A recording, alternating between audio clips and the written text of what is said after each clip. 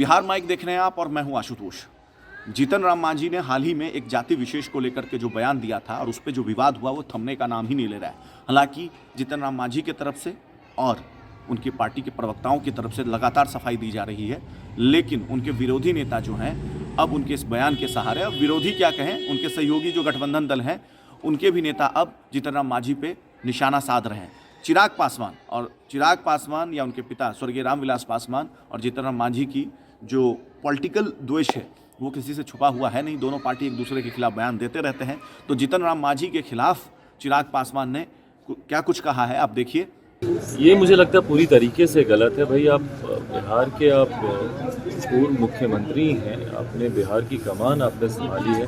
ऐसे में अपने ही प्रदेश के एक जाति विशेष को इस तरीके से शब्दों का इस्तेमाल करना, संभवतः हो सकता है कि भाई आपकी व्यक्तिगत आस्था नहीं हो इन सब चीज़ों में, वो अलग बात है। मुझे लगता है धर्म, पूजा पाठ ये पूरी तरीके से व्यक्तिगत आस्था का विषय है। आपकी संभवतः नहीं होगी, पर जिन लोगों की है उनकी आस्था को इस तरीके से ठेस पहुंचाना, पूजा के बारे में इस तरीके से कहना, या जो पूजा करवाते हैं उनके बारे में इस तरीके से गाली सूचक शब्दों का इस्तेमाल करना, मुझे लगता है ये गलत है। आखिर किस तरह का संदेश वो देना चाह रहे हैं? कैसी राजनीति चल रही है बिहार में? देखिए, बिहार में दिक्कत यही है ना कि बांटने की राजनीति बहुत होती है। जात पात, धर्म, मजहब, अगड़ा पिछड़ा, विभिन्न प्रकार के विभाजनों में बांटने की राजनीति होती है। मैं इस बात को कहता हूँ कि मैं 21वीं सदी का पढ़ा लिखा युवा हूँ। मेरे लिए अगर पूरे प्रदेश में कोई एक चीज़ है जिसमें लोग बटे हुए हैं, वो सिर्फ और सिर्फ अमीरी और गरीबी में। एक मुट्ठी भर लोग हैं हमारे प्रदेश में जो अमीर होते जा रहे हैं और एक बड़ी आबादी है जो आज भी गरीबी रेखा से नीचे है।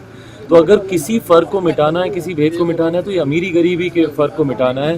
बट कुछ लोग हैं जो इसमें जात पात के आधार पर लोगों को बांटते हैं और अपनी राजनीति करते हैं। एनडीए में अंडरस्टैंडिंग की अगर बात करें तो सही नहीं दिख रही है। मांझी कह रहे हैं कि समय आया तो तख्ता पलट कर देंगे सरकार की। अब बताइए वो किसको धमकी दे रहे हैं? अगर वो ऐसा बोल रहे हैं कि तख्ता पलट कर देंगे, तो वो जिनके साथ सहयोगी हैं नीतीश कुमार जी को ही ना वो कह रहे हैं भाई।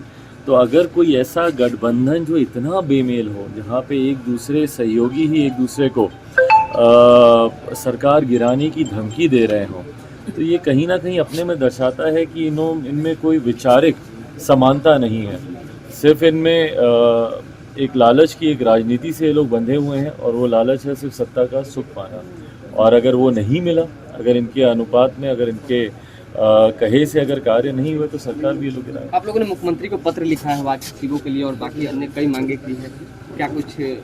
देखिए, कल मैं गया था गर्दनी बाग, जहाँ पे तमाम वार्ड सचिव संघ के लोग धरने पर बैठे हुए थे और उनकी अपनी अपनी मांगे थी, उनकी अपनी जायज़ शिकायतें थी कि भाई पिछले 4 साल से जिनकी सेवा का इस्तेमाल करके राज्य सरकार ने उनसे काम करवाए, उन्हीं के कामों को विधानसभा के चुनाव में बुलाने का काम किया, और आज 4 साल के बाद लगभग 1,15,000 के करीब इन लोगों को बिना किसी सूचना के, सिर्फ एक आदेश के माध्यम से इन लोगों को पदमुक्त कर दिया गया। तो देखा आपने कि किस तरीके से चिराग पासवान जीतन राम मांझी के बयान की निंदा कर रहे हैं और उन्होंने उनकी आलोचना की है कि आप एक जाति विशेष को लेकर के, अपने ही राज्य के एक जाति विशेष को लेकर किस तरीके का बयान कैसे दे सकते हैं, जबकि आप प्रदेश के मुख्यमंत्री रहे हैं। तो निश्चित तौर पर मांझी के इस बयान से जो विवाद उत्पन्न हुआ है वो रुकने का नाम नहीं ले रहा है, थमने का नाम नहीं ले रहा है। और आने वाले समय में देखना होगा कि जीतन राम मांझी ने अपने बयान से जो विवाद उत्पन्न किया है उसको वो कैसे